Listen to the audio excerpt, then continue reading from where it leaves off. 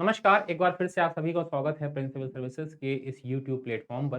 मेरा नाम चित्रांशु है और हम फिलहाल कर रहे हैं हिस्ट्री का revision by MCQs chapter wise और जिस क्रम में हमने शुरू किया था मुगल एम्पायर को और आज के सेशन में इसी मुगल एम्पायर से जुड़े कुछ और अच्छे प्रश्नों को हम सॉल्व करेंगे। हमारा टॉपिक जो चल रहा था वो था अकबर, उसी को कंटिन्यू करेंगे और उसके आगे भी बढ़ने का प्रयास करेंगे ताकि हम कुछ और अच्छे शासकों के बारे में, उनके जुड़े प्रश्नों के बारे में समझ सकें, जान सकें। चलिए बिना कहीं देरी के अपने सेशन को शुरू करते हैं आज के पहले क्वेश्चन के साथ। और आपका पहला क्वेश्चन आपकी स्क्रीन पर ये है। यहाँ पर कथन और कारण दिए गए हैं। आपको पता होना चाहिए इस तरह के प्रश्न आपको अधिकतर यूपीएससी और शीट पीछे एग्जामिनेशन में देखने को मिलते हैं, जहाँ पर आपको एक कथन होता है, एक कारण होता है। आपको पहले तो ये पता करना होता है कि दोनों स्टेटमेंट अपने आप में सही हैं या नहीं। अगर सही हैं दोनों, तो आपका ऑप्शन ए या बी सही होगा और अगर कोई एक गलत है, तो फिर आपका ऑप्शन सी या डी सही होगा। तो यहाँ पर अगर आप देखें और इसके बाद आपको निकालना पड़ता है कि कौन-सा कथन जो है सॉरी कारण जो है, क्या वो कथन की सही व्याख्या कर रहा है? अगर ऐसा हो रहा है, तो आपका ऑप्शन ए सही होगा और अगर व्याख्या नहीं कर रहा है, तो आपका ऑप्शन बी सही होगा। तो कथन कह रहा है अकबर के काल में हर 10 घुड़सवार सैनिकों के लिए मनसबदारों को 20 घोड़ों का रख-रखाव करना पड़ता। मतलब कहने का मतलब ये है कि क्या अकबर के शासनकाल में 10 सैनिक होने चाहिए, उनके लिए क्या 20 घोड़े होने चाहिए? क्या ऐसा था? वास्तव में ये सही था। कारण क्या था?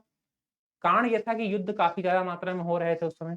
तो ऐसे में कहीं न कहीं आप कह सकते हैं कि घोड़े जो हैं, लंबी यात्रा की बात कर ली जाए आप, युद्धों की बात कर ली जाए, तो यहाँ पर एक सैनिक के लिए 2 घोड़े तो कम से कम होने ही चाहिए ताकि अगर एक थक भी जाए, दूसरे को प्रयोग कर सके। तो ये स्टेटमेंट आपका सही है। घोड़ों को यात्रा में आराम देना होता था और युद्ध के समय उनको बदलना आवश्यक होता। क्या ये सही है? तो यहाँ पर यही मेन कारण भी था, बिल्कुल सही है कि युद्ध के समय बदलने की बात कर ली जाए या फिर लंबी यात्रा में इनको आराम देने की बात। दोनों सही हैं आपके। मैंने बताया था अगर आप दोनों सही हो तो आप पहले तो सी और डी काट दीजिए क्योंकि यहाँ पर एक गलत बताया गया है, राइट? तो बचे आपके ए या बी। अब आपको करना क्या है कि क्या आर जो है मतलब सेकंड वाला ए मतलब फर्स्ट वाले की सही व्याख्या है या नहीं है? अगर है तो ए सही है, अगर नहीं है तो बी सही है। ऐसे प्रश्नों में आपको बताया था, कुछ नहीं करना है, बीच में लगा दीजिए क्या? एक शब्द लगा दीजिए क्योंकि, इंग्लिश में लगा दीजिए बिकॉज़ और अब दोनों को एक साथ पढ़ लीजिए। अब पढ़िए, अकबर के काल में हर 10 घुड़सवार सैनिकों के लिए मनसबदारों को 20 घोड़े रखने पड़ते थे क्योंकि घोड़ों को आराम देना होता था और युद्ध के समय बदलना होता था। क्या सही लग रहा है पढ़ने में? कोई फैक्चुअल मिस्टेक तो नहीं लग रही है? अगर नहीं लग रही है, तो आँख बंद करके ए आंसर लगा दीजिए और अगर लग रहा है कि नहीं कुछ गड़बड़ है मामला और सही मैच नहीं बैठ रहा है, तो आप बी लिख दीजिए। अमूमन आपका आंसर 99% केसेस में सही होगा और यहाँ पर A is the right answer of this question, right? चलिए। अगला क्वेश्चन देखते हैं।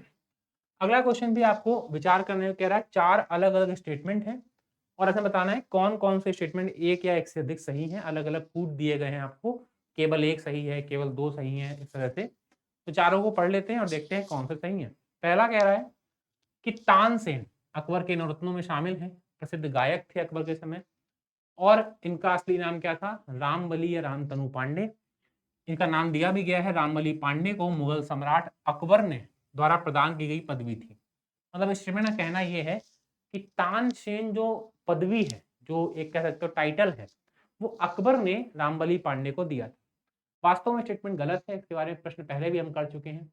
ग्वालियर के शासक थे, इन्होंने दिया था, ना कि अकबर ने, तो ऐसे में ये स्टेटमेंट आपका गलत है। अकबर का विवाह राजा मान सिंह की बहन के साथ हुआ था। राजा मान सिंह की बहन का नाम था मानबाई और मानबाई एक्चुअली में अकबर की पत्नी नहीं थी बल्कि अकबर की बहू थी।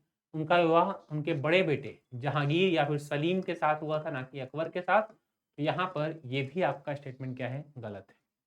इसके बाद कह रहा है अबुल फजल आइन ए अकबरी के लेखक थे। तो क्या ये सही है या नहीं? तो कहीं ना कहीं ये स्टेटमेंट आपका सही है कि अबुल फजल जो है वो आइन ए अकबरी के लेखक थे। राजा टोडरमल अकबर की सेना के प्रधान सेनापति थे। वास्तव में क्या ऐसा था? तो राजा टोडरमल की अगर बात की जाए तो सेनापति भी थे, पर मुख्य रूप से अगर आप देखें तो उनका काम राजस्व निर्धारण, राजस्व नीतियों को बनाना था, ना कि सेनापति बनना। और प्रधान शब्द का प्रयोग किया है ना, इसके चलते स्टेटमेंट क्या है? गलत। ये प्रधान सेनापति नहीं थे। हाँ, हालांकि युद्धों के समय वो जाते थे और छोटी मोटी टुकड़ी का नेतृत्व भी करते थे, लेकिन ऐसा नहीं है कि प्रधान सेनापति वही थे। तो यहाँ पर ये स्टेटमेंट गलत है। अब सिर्फ एक सही है, कौन सा? तीसरा। चयन कर लीजिए, केवल कथन 3 सही है, इसलिए आपका आंसर क्या हो जाएगा? सी इज द राइट। तो यहाँ पर सी आपका सही उत्तर होगा। चलिए अगला प्रश्न देखते हैं। अगला प्रश्न आपका यूबीपीसीएस के मेंस परीक्षा 2007 से लिया गया है, जहां पर एक फैक्चुअल क्वेश्चन आपसे पूछा गया है, लेकिन थोड़ा सा कह सकते हैं अच्छे स्तर का है। भू राजस्व व्यवस्था यानी कि लैंड पॉलिसीज जो है के क्षेत्र में शेर शाह और अकबर के मध्य निम्नलिखित में से कौन निरंतर्य की कड़ी थी? निरंतर्य का मतलब कौन सी ऐसी कड़ी थी जो शेरशाह के समय भी थी और अकबर के समय भी थी, और पहले शेरशाह के पास थे वो और उसके बाद अकबर के पास? क्या बीरबल थे? ऐसा कुछ नहीं है, बीरबल नहीं थे। क्या भगवान दास थे? ये भी नहीं थे। क्या भारमल थे? ये भी नहीं थे। टोडरमल, जिनके बारे में हम चर्चा कर रहे थे कि भूराजस्व नीतियों को बनाने वाले थे, और ये वास्तव में पहले शेरशाह के दरबार में थे और वहां से निकल करके ये अकबर के दरबार में आए। तो कहीं ना कहीं ये एक तरह की निरंतर कड़ी थी जो शेरशाह और अकबर के बीच कंटिन्यू रही। तो यहाँ पर आपका सही उत्तर क्या होगा? बी होगा, बिल्कुल सही उत्तर। चलिए अगला पॉइंट, अगला क्वेश्चन। अगला क्वेश्चन आपसे मनसबदारी व्यवस्था के बारे में कह रहा है कि मनसबदारी व्यवस्था के संदर्भ में कौन सा कथन सही नहीं है। ठीक है, कौन सा कथन सही नहीं है ये आपसे पूछा गया। मनसबदारों को वेतन नगद में ना देकर जागीरों में देते थे, ऐसा कुछ नहीं था। वास्तव में शेरशाह ने भी प्रयास किया था और यही प्रयास अकबर ने भी किया कि कैसे भी करके जागीरदारी व्यवस्था जो है उसको खत्म किया जाए, और इस क्रम में नगद वेतन देने की पद्धति शुरू होती है, और इस क्रम में मनसबदारों को भी नगद में वेतन दिया जाता है, ना कि जागीरों में। तो यहाँ पर ये गलत है क्योंकि यहाँ पर जागीर बोल रहा है, तो ऐसे में स्टेटमेंट आपका क्या है? गलत। अब चूंकि नहीं वाला पूछा गया तो ए ही आंसर हो गया, उसका मतलब बाकी सही होंगे। तो ये पढ़ लेते हैं एक बार। वही दस्तावेज जो है उसको जमादानी कहते थे, बिल्कुल सही है, जहाँ इसमें सारे विवरण रहते थे पूरे। शाहजहां के समय मनसबदारी व्यवस्था सुचारू रूप से काम नहीं कर पा रही थी, सही है बात, क्योंकि अकबर और जहांगीर के समय ठीक ठाक चली और उसके बाद पतन शुरू हो गया, और शाहजहां के समय काफी खराब स्थिति में आ गई थी इस व्यवस्था, और औरंगजेब के समय लगभग बंद प्राय हो गई थी। आगे चलकर मनसबदारों का वेतन सालाना की जगह माहवारी में दिया गया, बिल्कुल सही है यहाँ पर। तो यहाँ पर केवल पहला स्टेटमेंट जो है वो गलत है, तो यही होगा आपका आंसर, क्योंकि आपसे गलत कथन के बारे में पूछा गया। अगला क्वेश्चन देखते हैं।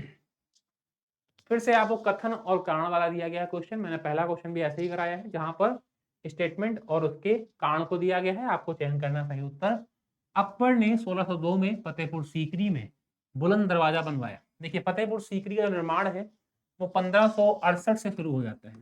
पहले इसको सीकरी कहा गया, आगरा के समीप एक नगर था, जहाँ पर अकबर ने शासनकाल में अपने कई फेमस आर्किटेक्चर बनाए, जिनमें आपके बुलंद दरवाजे की बात कर ली जाए, बीरबल महल की बात कर ली, जोधाबाई महल की बात कर ली जाए, सब यही स्थित है।